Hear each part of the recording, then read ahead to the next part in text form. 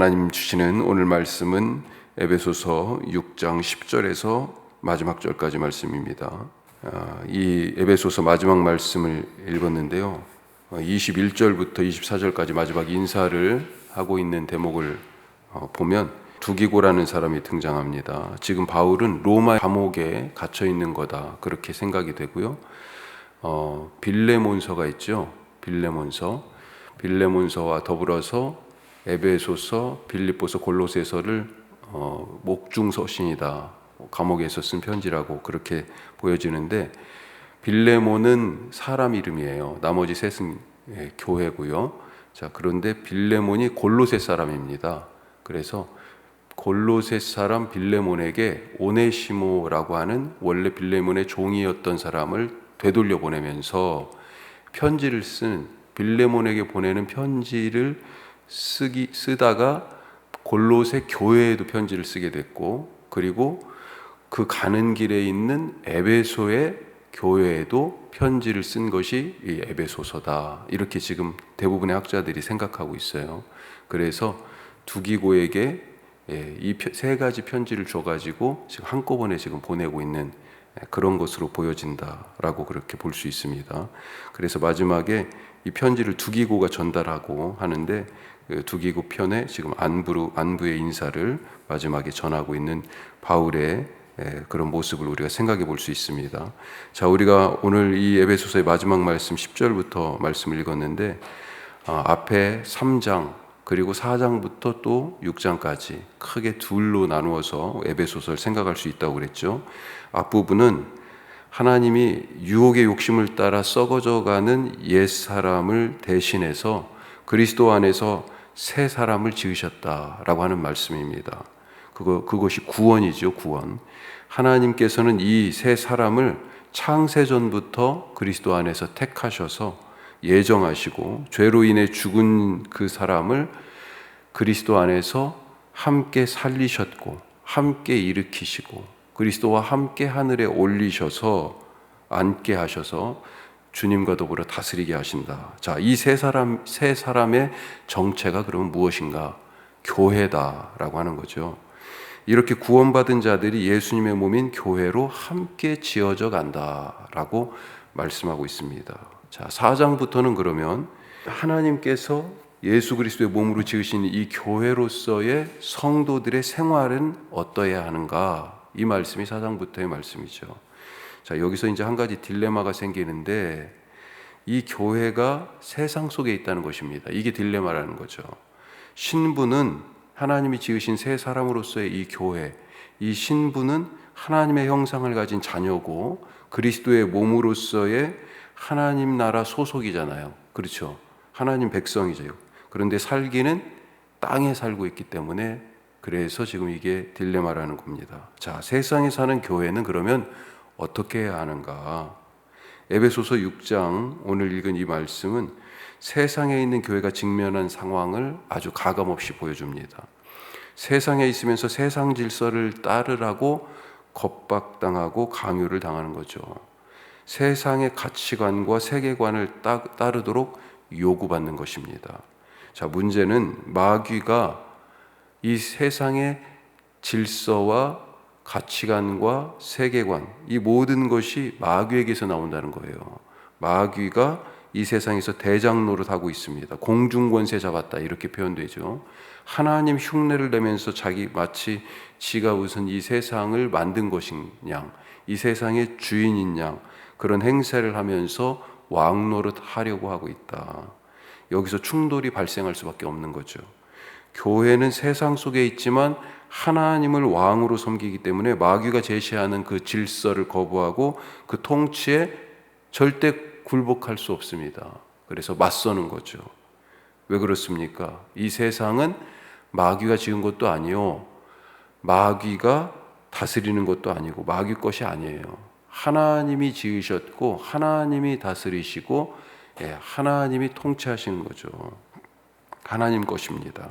그래서 교회는 마귀가 제시하는 땅의 질서가 아니라 예수님이 가르쳐 주신 하나님 나라의 그 질서, 하나님 나라를 받아들이고 하나님의 통치에 복종합니다. 그래서 하나님의 백성이라고 하는 거예요. 교회는 오직 하나님만 섬기죠. 한 사람이 아니라 한 사람이 두 사람을 주인으로 섬길 수 없다. 예수님이 말씀하셨죠. 하나님과 마귀를 겸하여 섬길 수 없어요. 하나님과 재물도 겸하여 섬길 수 없고요. 따라서 세상 속의 교회는 매일매일 마귀와 싸울 수밖에 없습니다. 진짜 교회는 매일매일 사탄과 싸우는 교회, 그 교회가 진짜 교회예요. 싸울 수밖에 없어요. 자, 그러면 마귀가 내밀면서 유혹하는 세상 질서와 예수님이 가르치시는 하나님 나라의 질서, 그 차이가 무엇일까요? 세상은 승자만 기억합니다. 승자만 살아남아요. 그게 세상 법칙이잖아요. 그것을 약육강식, 약한 놈을 강한 놈이 잡아먹는 거죠. 적자생존. 계속해서 살아남기 위하여 버티는 거예요. 변신하는 거죠. 이것이 세상의 원리입니다. 이런 생각이 응집된 것이 이 약육강식 적자생존, 무슨 말이에요? 이게 진화의 원리죠. 진화. 자, 그런데 주님은 뭐라고 말씀하세요? 모두가 다 소중하다. 강자만 살아남는 세상에서 약자를 보호해라. 작은 자 하나에게 한 것이 곧 내게 한 것이다. 이거 완전히 세상하고 지금 다른 말씀을 하시는 거죠. 세상은 이렇게 1등하라고 부추기고 꼴찌하고 쓸모없는 꼴찌를 하면 쓸모없다. 잉여인간이다. 이렇게 얘기하죠. 자, 그런데 주님은 으뜸이 되려는 자는 꼴찌가 되어야 한다. 그렇게 말씀하시고 세상은 높이 올라간 사람을 존경하고 야, 정말 부럽다. 모두가 부러워하고 또 본받으려고 해요. 그래서 수많은 인생 성공의 책들, 처세술 이런 책들이 아주 그냥 인기인 거죠. 요즘은 책보다는 또 유튜브에 그런 얘기들이 엄청나게 넘쳐나는 거죠. 그래서 마치 바벨탑을 쌓던 사람들처럼 서로 더 높게 하늘까지 다차를 외치면서 각자의 인생탑을 쌓고 서로 그 높이를 막 대보면서 야, 네가 높네, 내가 높네 자랑을 하고 살아가는 것이 세상입니다. 자, 그 과정에서 더 높이 쌓으려니까 그 과정에서 탐욕은 더 높이 올라가기 위한 원동력이 되고 거짓과 술수는 더 높이 쌓기 위한 그 목표를 달성하기 위한 수단이 되는 것입니다. 그래서 자꾸 사기치고 거짓말하고 이제 이 자기의 탐욕을 부추기는 그런 일들을 계속하게 되는 거죠. 자, 그런데 주님은 세상은 방향이 어디예요? 이게 하늘 위로 올라가는 거예요. 그런데 주님은 하늘 위가 아니라 하늘에서 땅으로 내려오셨잖아요. 이게 예수님이 우리에게 보여주신 세상 속에서 하나님 나라를 살아가는 방법이에요. 땅으로 내려오셨을 뿐만 아니라 땅 아래, 땅 속으로 들어가셨어요. 죽음의 자리까지 가셨습니다. 방향이 하늘에서 땅이에요. 세상은 땅에서 하늘인데 그러면서 예수님께서 우리에게도 뭐라고 말씀하셨어요? 우리도 방향이 아래로 가야 된다고 하신 거죠. 자기 십자가를 지고 나를 따르라. 죽어 땅 속으로 들어가라고 지금 그게 우리가 걸어가야 할 길이라고 말씀하시는 거죠. 주님이 아래로 가셨으니 우리도 아래도 땅 속으로 또 죽어야 되지 않나. 이것이 바로 주님이 우리에게 보여주신 삶의 하나님 나라를 사는 그런 방법이다. 한 가지 더 생각해 보면 세상은 발을 씻기는 종들을 많이 두고 편히 살아라 이렇게 얘기하는데 주님은요 너희가 종이 되어서 발을 씻겨줘라 불편한 삶을 요구하십니다. 어떤 삶이 더 멋져 보입니까? 어떤 것이 더 폼나 보입니까? 세상을 살아갈 때는 마귀가 제시하는 그 질서 그게 훨씬 더 폼나 보이고요. 우리 주변의 대부분의 사람들이 야 저렇게 살고 싶어 그걸 꿈꾸지 않습니까?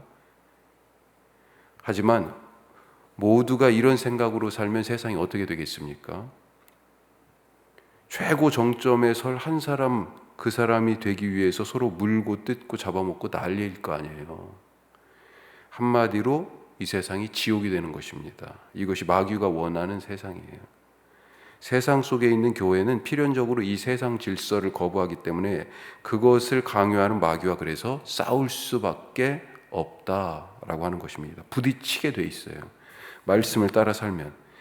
자, 싸우지 않는다는 것은 세상 질서에 순응하고 굴복했기 때문이에요. 이런 교회는 더 이상 예수님의 몸, 교회라고 말할 수 없고요. 하나님의 통치를 따르지 않고 세상 질서를 따르고 마귀 말을 지금 따라가고 있기 때문에 하나님의 백성이라고 얘기할 수 없는 것입니다. 하나님의 임재가 없어요. 능력이 나타날 수가 없습니다. 자, 그러면 어떻게 싸워야 되겠습니까? 너무 서론을 제가 엄청나게 말씀 많이 드린 것 같은데, 사실 영적 무장, 서서 진리의 띠를 띠고 의의 흉배를 붙이고 평안의 복음에 예비한 것으로 신을 신고 믿음의 방패 가지고 구원의 투구 쓰고 성령의 검을 가져라. 우리 잘 아는 말씀이죠. 영적 무장을 하라고 싸우기 위하여서 그런 준비를 당부하십니다. 마치 로마 제국의 군사들이 싸우기 위하여서 지금 딱 복장을 갖추고 그렇게 전쟁터에 탁 서는 그런 모습처럼 그런 이미지를 떠올리게 해요. 자, 무엇이 필요한 거예요? 다시 말씀드리지만 여기에서 띠, 흉배 이런 거에 너무 집착하지 마시기 바랍니다. 자, 거기서 이건 비유니까 사실은 뭐예요? 진리가 있어야 된다. 의로움이 있어야 된다. 평화의 복음이 있어야 된다. 믿음의 확신이 있어야 된다. 그리고 구원의 확신 마찬가지죠. 또 하나님의 말씀 이런 것들이 지금 필요하다라고 바울이 말하고 있습니다. 자, 이런 준비를 했으면 이제 이것을 사용해서 전쟁터에 서야 되는 거죠. 서 있을 뿐만 아니라 싸우는 거니까요. 자기도 보호해야 되고 그리고요 싸워서 무찌러 이기기도 해야 되잖아요. 모든 것은 나머지 대부분은 다 방어용입니다. 투구도 써야 되고 흉배도 붙여야 되고 신발도 신어야 되고. 그런데 공격 무기가 하나 있다고 그랬죠. 공격 무기가 뭐예요? 성령의 검, 곧 하나님의 말씀을 가지라. 그래서 오늘 말씀 듣는 우리 집사님들이 정말로 세상 속에서 이기실 분들이에요. 또 한 가지 이 모든 준비를 했으면 싸워야 되는데 이 싸움에서 승리를 가져오게 하는, 이 싸움을 가능하게 하는 것이 뭐냐? 기도다라고 하는 것입니다. 영적 무장을 말한 뒤에 바로 뭘 얘기해요? 기도에 대해서 당부하고 있습니다. 자, 18절 말씀 한번 같이 읽겠습니다. 18절 모든 기도와 간구를 하되 항상 성령 안에서 기도하고 이를 위하여 깨어 구하기를 항상 힘쓰며 여러 성도를 위하여 구하라. 지금 같은 말을 반복하고 있어요. 기도, 간구, 성령 안에서 또 기도, 깨어 구하라. 성도들을 위하여 구하라. 그리고 바로 이어서 19절부터는요. 바울 자기를 위해서도 기도해 달라고 합니다. 바울은 어디서 싸우고 있어요? 로마의 감옥에 갇혀가지고 지금 싸우고 있어요. 각자 있는 곳과 모양은 다르지만 지금 다 영적 싸움 중에 있어요. 그런데 영적 무장을 하면 뭐예요? 그거하고 그냥 틀어박혀 있으면 뭐합니까? 나가서 싸워야 되죠. 담대함이 어디서 생겨요? 사실 다 갖추었다고 해서 이게 싸움이 되는 겁니까? 마음이 담대해야 될 거 아니에요. 가서 맞설 힘이 있어야 될 거 아니에요. 사실 다윗은 무장이 없었어요. 무장이 없이 그냥 맨몸으로 나가서 돌멩이 5개 들고 그렇게 가가지고 싸우지 않았습니까? 여리고성에 맞닥뜨린 이스라엘 백성들 어떻게 싸웠어요? 싸움의 연습이 제대로 잘 안 돼 있었어요. 물론 광야 생활 중에 싸운 경험들이 있었지만 여리고성에 대한 가나안 땅 첫 번째 성에 대한 이 성을 둘러싼 이런 전투에 대해서 엄청 당황스럽고 난감했을 거예요. 두려움이 있죠. 자, 그런데 어떻게 싸워요? 무엇으로 그 두려움을 극복하고 이 무장을 잘한 것을 가지고 어떻게 승리할 수 있어요? 기도입니다. 기도. 그래서 바울이 이 마지막에 영적 무장 위에 기도에 대해서 당부하고 있습니다. 변화산 아래에서 제자들이 귀신 들린 아이를 고치지 못했을 때 예수님이 산에서 내려오셔가지고 이 귀신 들린 아이를 쫓아주신 후에 왜 우리는 안 됐지요? 궁금해하는 제자들에게 뭐라고 대답하셨어요? 기도 이외에는 이런 종류가 나갈 수가 없다. 이런 종류가 뭐예요? 이런 귀신들이 기도 이외에는 이런 류가 나갈 수가 없다. 귀신을 쫓아내고 귀신을 이기고 이 영적 싸움에서 승리하는 그 힘은, 마귀 권세를 이길 힘은 기도에 있다. 오늘 기도하시는 여러분들에게 하나님께서 오늘 승리 주시기를 간절히 바라고 축복합니다. 기도하겠습니다.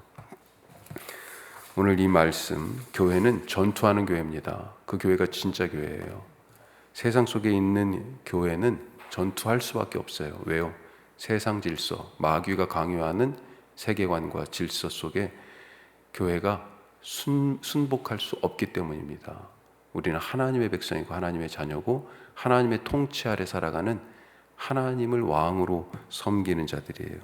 오늘 이 세상 속에서 하나님의 질서를 선포하고 실현하며 살아가는 그런 교회 되게 하여 주시옵소서. 내 삶이 그런 삶이 되게 하옵소서. 기도하시고, 그런데 한국교회가 지금 어떤 모습입니까? 하나님 불쌍히 여겨주셔서 교회다운 교회, 탐욕이 지배하지 않고 어떤 교권, 힘이 지배하지 않고 하나님의 말씀이 지배하는 기도하는 성도들 되게 하여 주시어서 이 한국 사회를 살리게 하여 주옵소서. 우리나라 지금 이게 국격이 갑자기 그냥 뚝 떨어져서 세계인들의 조롱거리가 되어버렸어요. 하나님께서 불쌍히 여기셔서 이 나라 붙잡아 주옵소서. 바로 서게 하옵소서. 기도하시고, 우크라이나 전쟁, 지금 푸틴이 국민들이 이제 전쟁터로 젊은이들을 몰기 위하여서 다 징집령을 내렸죠. 우크라이나 전쟁 하나님 끝내주시옵소서. 파키스탄 홍수 전 국토의 3분의 1이 잠겨버렸습니다. 하나님 불쌍히 여겨주시고 잘 회복되게 하여 주옵소서. 우리 말씀을 생각하면서 나라를 위해서 우크라이나 전쟁, 파키스탄 홍수 같이 함께 기도하겠습니다.